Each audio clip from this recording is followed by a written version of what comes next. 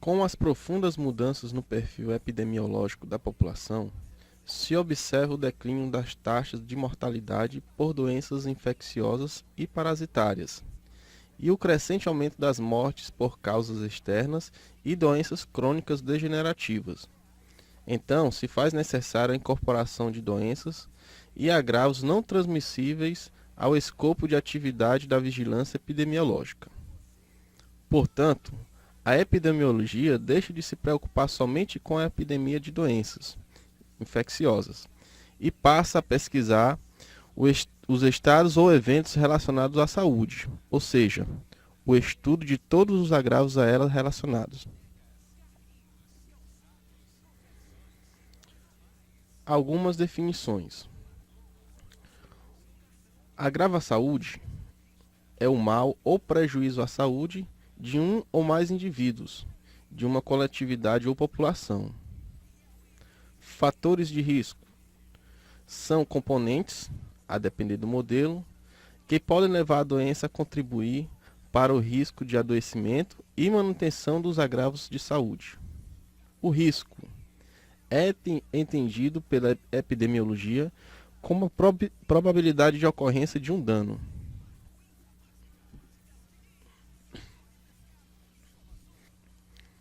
Critérios para a seleção de doenças e agravos prioritários à vigilância epidemiológica. A seguir, alguns parâmetros de classificação das doenças. Magnitude. Manifesta-se pela incidência, prevalência, mortalidade, anos potenciais de vidas perdidos. Potencial de disseminação. Expressa-se pela transmissibilidade da doença, possibilidade da sua disseminação por vetores e demais fontes de infecção, colocando sob o risco outros indivíduos ou coletividades. Transcendência é o conjunto de características apresentadas por doenças e agravos, de acordo com sua especificidade clínica e epidemiológica. A seguir, algumas dessas características. Severidade. Medidas pelas taxas de letalidade, hospitalizações e sequelas. Relevância social. Significa o valor que a sociedade imputa à ocorrência do evento por estigmatização dos doentes, medo e indignação. Relevância econômica. Situações de saúde que afetam o desenvolvimento econômico em razão das restrições comerciais, perdas de vidas, absenteísmo ao trabalho, custo de diagnóstico e tratamento, entre outros fatores. A vulnerabilidade está vinculada a instrumentos específicos de prevenção e controle, que permitem a atuação concreta e efetiva dos serviços de saúde sobre indivíduos ou coletividades. As estratégias para a detecção dos casos de doenças são as seguintes. Vigilância passiva. Estes sistemas caracterizam-se por terem como fonte de informação a notificação espontânea, constituindo o método mais antigo e frequente utilizado na análise sistemática de eventos adversos à saúde. E, além disso, são aqueles que apresentam menor custo e maior simplicidade. Por exemplo, as notificações voluntárias e espontâneas que ocorrem na rotina do serviço de saúde. A vantagem dela é que é simples e de baixo custo, e a principal desvantagem é a pouca representatividade que ela apresenta. Vigilância ativa. Esse sistema de vigilância caracteriza-se pelo estabelecimento de um contato direto, a intervalos regulares, entre a equipe da vigilância e as fontes de informação, geralmente constituída por clínicas públicas e privadas, laboratórios e hospitais. A principal vantagem da rede ativa é que ela detecta epidemias e também é bastante representativa. A desvantagem é sua alta complexidade e o grande custo de implementação e manutenção. Vigilância sindrômica. É a vigilância de um grupo de doenças que apresentam sinais, sintomas e fisiopatologia comuns a etiologias diversas. Esta estratégia apresenta definições de casos simples e de fácil notificação, possibilita a captura de grande volume de dados e facilita a análise e redução da sobrecarga dos serviços de saúde. Por exemplo, a síndrome diarreica aguda, a síndrome ictérica aguda, a síndrome respiratória aguda, a síndrome neurológica aguda, síndrome da insuficiência renal aguda e outras. A vigilância sindrômica pode ser aplicada com êxito, permitindo intervenções rápidas e evitando a ocorrência de surtos ou epidemias.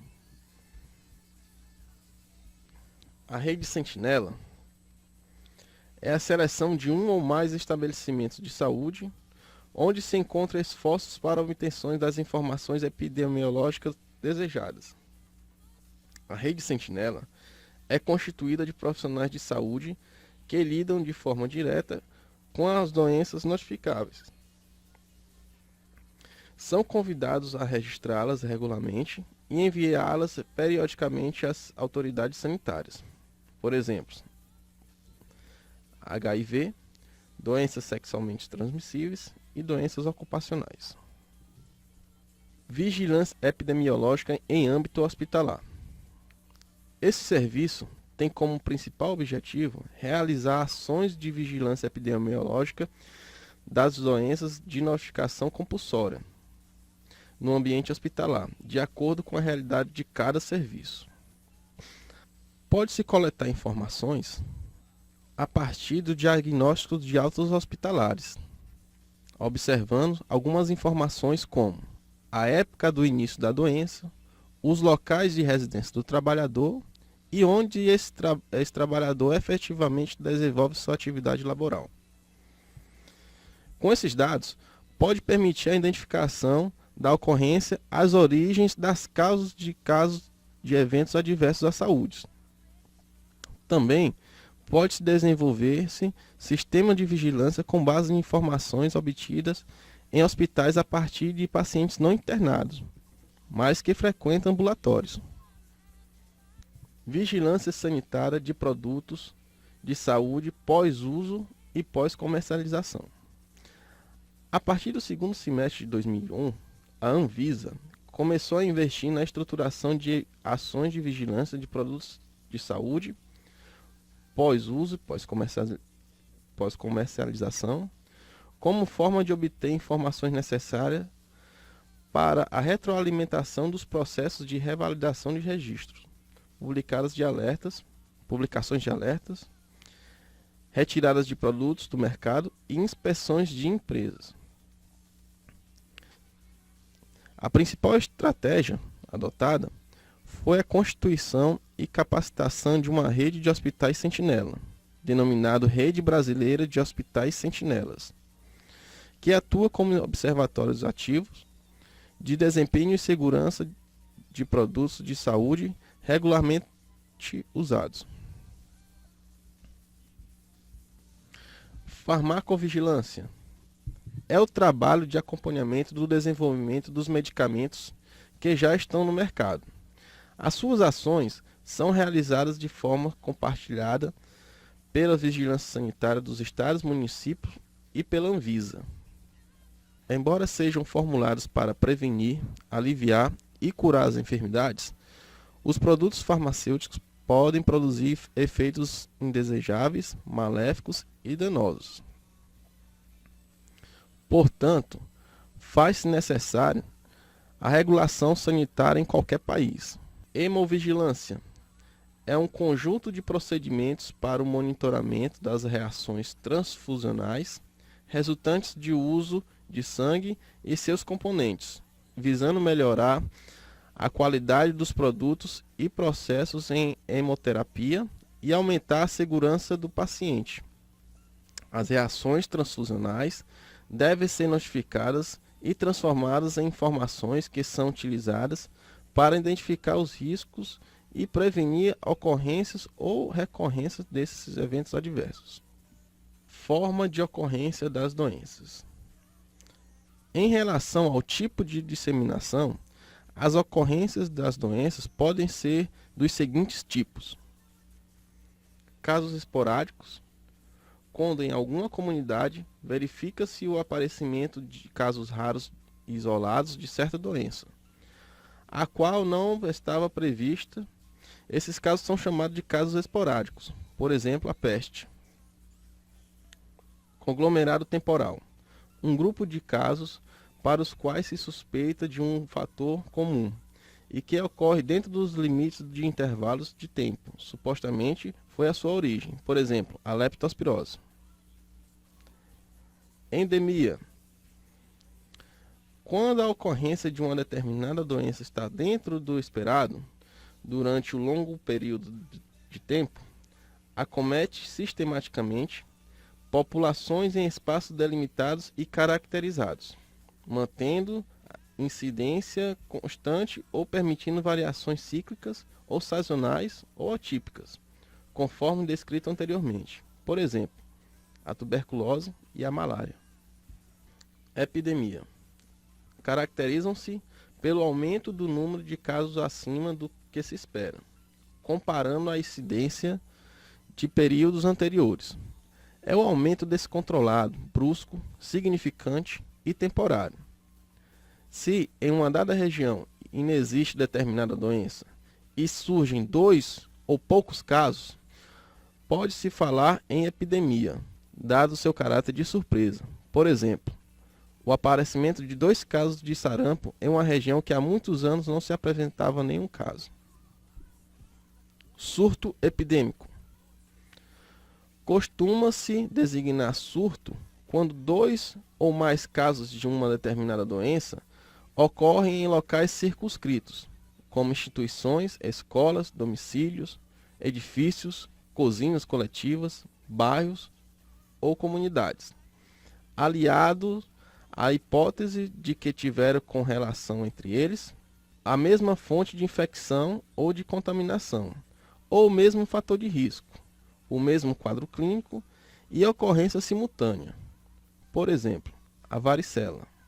Pandemia é a ocorrência epidêmica caracterizada por uma larga distribuição espacial que atinge várias nações.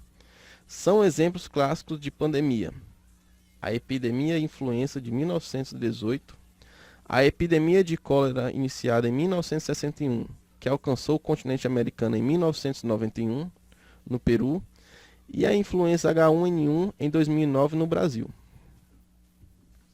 Investigação epidemiológica.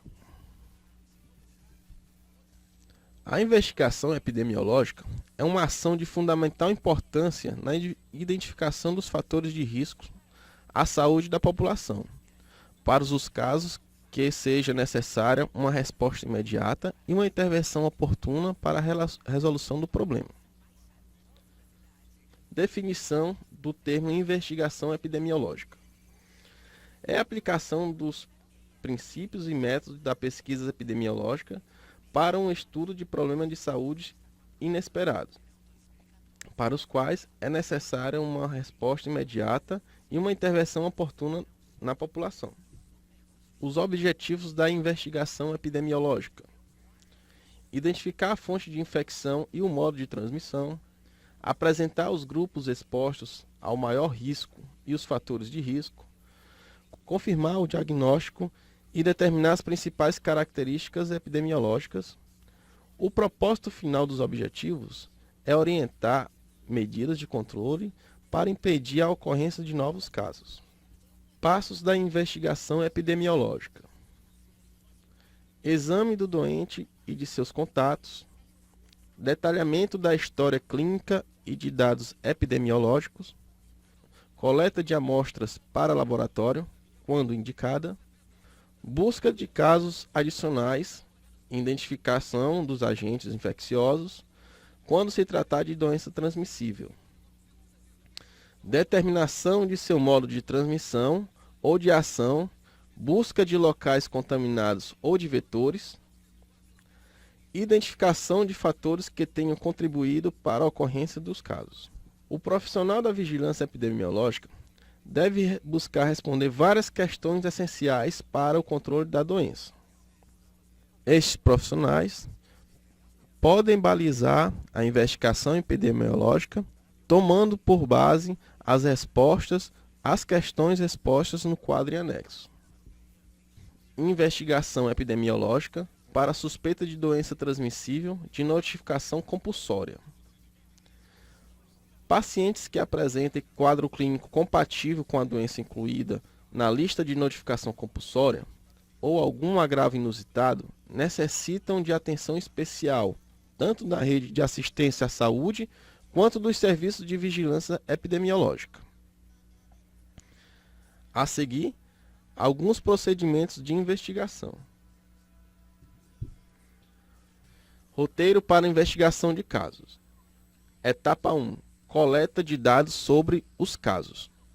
Os dados são obtidos mediante a entrevista com o paciente, familiares, médicos e outros informantes, identificação do paciente, anamnese e exame físico, suspeita diagnóstica, meio ambiente e exames laboratoriais.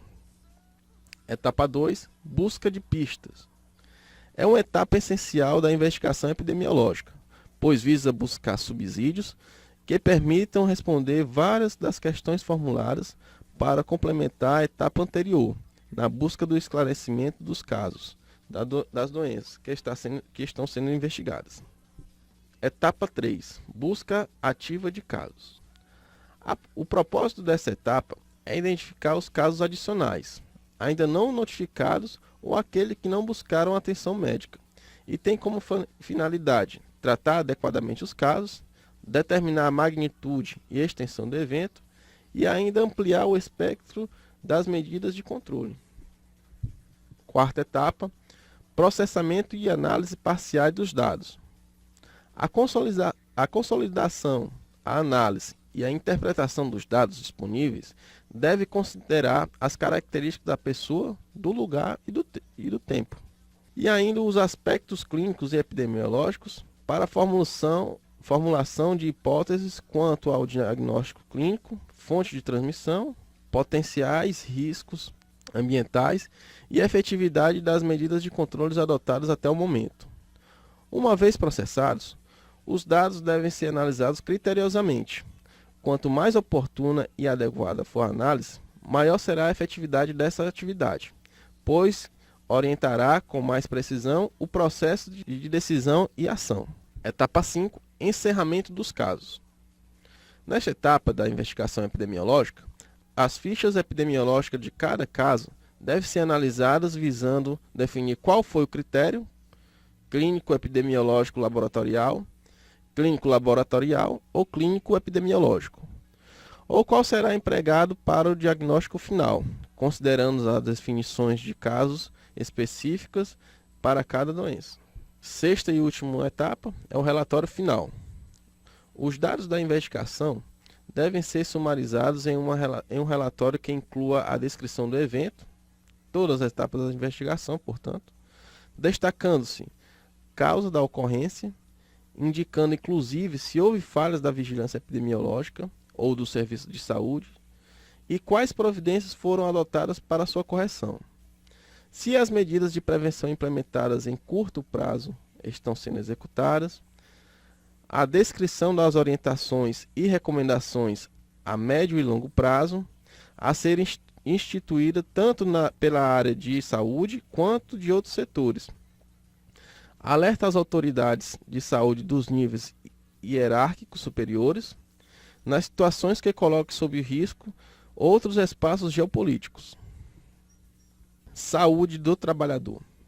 A área de atuação da saúde do trabalhador. A saúde do trabalhador apresenta uma evolução em relação à medicina do trabalho e à saúde ocupacional, pois no estudo das doenças relacionadas ao trabalho, consideram-se as dimensões sociais, políticas e técnicas a que os trabalhadores estão sujeitos de forma indissociável. A saúde ocupacional atua dentro dos limites da empresa ou de uma classe de trabalhadores, enquanto a saúde do trabalhador vai além disso, considerando integralmente todos os trabalhadores, independentemente da condição de trabalho de cada um, priorizando os grupos mais vulneráveis do ponto de vista socioeconômico. A seguir, bases legais para as ações de atenção à proteção à saúde do trabalhador. A primeira delas é a Constituição da República Federativa do Brasil, artigo 200. Ao Sistema Único de Saúde, compete, além de outras atribuições, nos termos da lei, executar as ações de vigilância sanitária e epidemiológica, bem como as de saúde do trabalhador, colaborar na proteção do meio ambiente, nele compreendido o do trabalho. A Lei número 8.080, de 19 de setembro de 1990, também conhecida como a Lei Orgânica da Saúde, dispõe de condições para promoção, proteção e recuperação da saúde, a organização e o funcionamento dos serviços correspondentes e da outras providências. No seu artigo 6º, estão incluídas ainda no campo de atuação do Sistema Único de Saúde, é o SUS, a execução de ações, que são elas: a de vigilância sanitária, de vigilância epidemiológica, de saúde do trabalhador e de assistência terapêutica integral, inclusive farmacêutica. Relação entre o trabalho e a saúde. A diversidade de situações de trabalho, quais sejam as formas de gestão e organização, contratos de trabalho, incorporação tecnológica, entre outros, padrões de vida e de adoecimento, tem se acentuado em ocorrência na globalização da economia, atingindo trabalhadores em todos os níveis. Vigilância em saúde do trabalhador. O Ministério da Saúde, através da portaria número 3.120, de 1º de julho de 1998, em seu artigo 1º, aprova a Instrução Normativa de Vigilância em Saúde do Trabalhador. Objetivo da vigilância em saúde do trabalhador. A vigilância em saúde do trabalhador deve ser compreendida como uma ação contínua e sistemática no sentido de detectar, conhecer, pesquisar e analisar os fatores determinantes e condicionantes dos problemas de saúde e dos fatores de risco relacionados aos processos do trabalho. A seguir, alguns princípios da vigilância em saúde do trabalhador. A primeira delas é a universalidade. Todos os trabalhadores, sejam homens, mulheres, são sujeitos à vigilância em saúde do trabalhador, independentemente da localização do trabalho, da forma de inserção no mercado de trabalho, do vínculo empregatício, se ativo ou afastado, aposentado ou desempregado. Equidade. Serão considerados nas ações da vigilância em saúde do trabalhador todos os trabalhadores, porém com prioridade para os grupos mais vulneráveis do ponto de vista socioeconômico. Por exemplo, os trabalhadores informais, em situação de precariedade, o discriminado ou dos trabalhadores que estão em atividade de maior risco para a saúde. Integralidade das ações. Este princípio considera as pessoas como um todo, atendendo todas as necessidades dela. É importante a integração de ações, incluindo a promoção de saúde, a prevenção de doenças, o tratamento e a reabilitação. Pluriinstitucionalidade. Articulação entre as diversas instituições para a vigilância em saúde do trabalhador, incluindo a Rede Nacional de Atenção integral à saúde do trabalhador, as universidades, os centros de pesquisas e outros. Controle e participação social. Garante a participação dos trabalhadores ou de seu representante em todas as fases do trabalho da vigilância de saúde do trabalhador, desde a identificação do problema até a aplicação dos recursos financeiros, trazendo transparência ao processo como um todo. Hierarquização e descentralização. Institui o papel do município como o primeiro responsável no desenvolvimento das ações de vigilância em saúde do trabalhador, apoiando níveis regional, estadual e federal do Sistema Único de Saúde. Interdisciplinaridade. É fundamental importância que se considere as diversas áreas de conhecimento, inclusive dos próprios trabalhadores. Caráter transformador. Processo de aprendizado que envolve a participação dos órgãos públicos, empregadores e trabalhadores, implica em assumir compromisso ético em busca da melhoria dos ambientes e processos de trabalho. Portanto, é necessário conhecer a realidade para tentar transformá-la, buscando através desse conhecimento um aprimoramento da qualidade de vida no trabalho. Etapas de uma ação de vigilância ambiente de trabalho. Planejamento. Nesta fase, apenas os profissionais de vigilância estarão envolvidos, e a equipe fará a identificação da empresa ou local de trabalho e definirá o objeto da ação. Execução da inspeção. Será acompanhado todas as ações fiscalizatórias e terá de prestar informações quanto solicitadas. Relatório de inspeção. É o documento onde as equipes registram passo a passo, de forma lógica e clara, todos os detalhes levantados por ocasião da inspeção, permitindo que as informações sejam entendidas como qualquer pessoa, valendo-se para isso até de fotos.